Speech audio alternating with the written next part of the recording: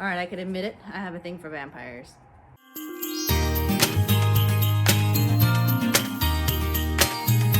Hi everyone, it's Tizzy here. Welcome back to my channel.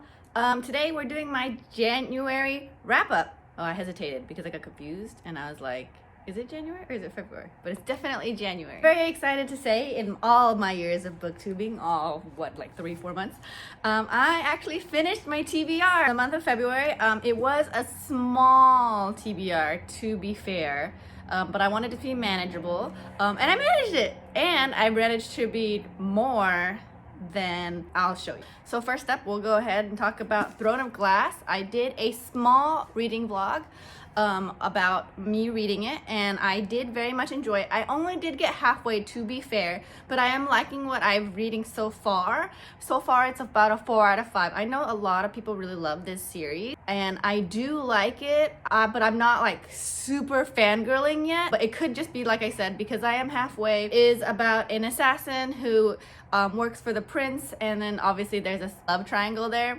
It's between the guard and the prince, and then I'm not even sure. I know the series is long, so I'm not even sure if these are the same people that she's gonna end up with. So there is romance, which is really, really good because that is a requirement for me.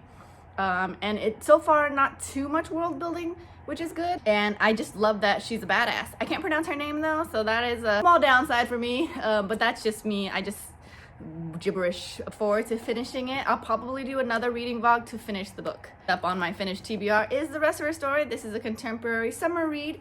I rated it on Goodreads so far 4 out of 5 stars, and the reason for that is because it is a very good story.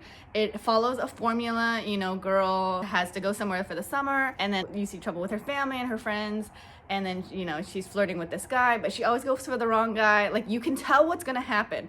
But I like it. I like that kind of thing. It's a fast read. I read it in a day. Well, maybe 2 days. I'm a sailor. Her mom died, and her dad is gonna go on his honeymoon. The people she was gonna stay with fell through, so she ends up going to her grandma's on her mom's side that she hasn't seen since, like, her mom died. Obviously, she meets guys there, and then it's like this whole, like, there's the rich side and then the poor side, and like, which one does she grapple with? But like I said, I liked it. I thought there was funny points in it. But if you're looking for something really deep in thought, this is not the book. But if you're looking for a really fun, quick read that just makes you smile, this is it. Next up is my fan fiction, The Cruel and Beautiful World by Lena Fora.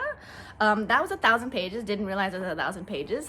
That's why it took me most of January. It was really good. I give it a 4.5, maybe not quite a 5. And the reason why, I know it feels like I'm just giving 4 out of 5s, but honestly, it's because for me, 5 out of 5s have to really be amazing. And there's nothing wrong with 4 out of 5, but it's just because, like I said, it could be fleshed out a little bit more. But I am realizing that it is a fan fiction. That's the reason why it's not exactly like publication read. That's why, but it's still really good. I breezed through it. It only took me a couple weeks to read within all my other stuff, so I enjoyed it very, very much. The synopsis is about what would happen if Voldemort won, and so Hermione is captured as a slave, and it's very sad. And then Draco saves her, but he doesn't save her in the beginning because obviously he hates her.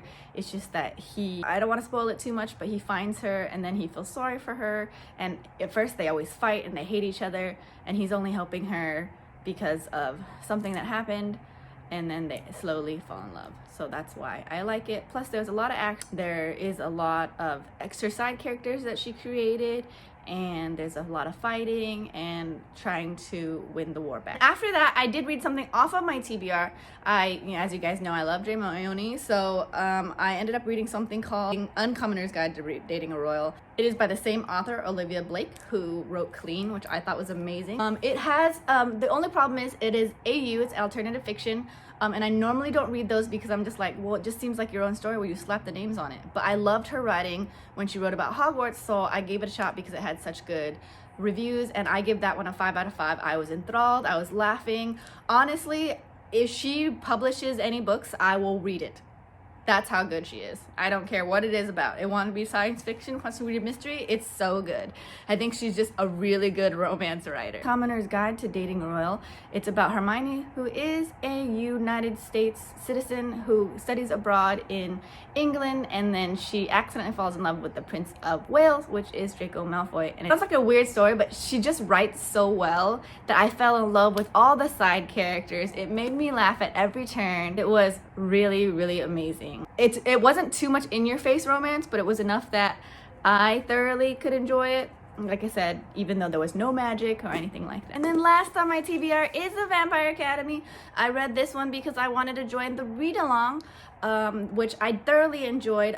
This one is about two girls. I don't know how to pronounce any of the words. I think it's one girl's a Miori, and then one person is a Dampier.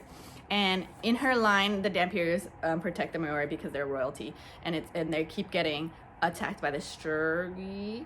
Anyways, and I thought that was really cool because usually guardians are like males, but in this case it was a female, and then they have a bond, and so then there's two because you have to deal with the princess and like her love life, and then the guardian and her love life. And I know a couple people have pointed out in the read-along how they were talking about how the guardian is like older than her, so it's kind of like but it's also a book, so I didn't mind it too much because it's not like he was 1,000 years old.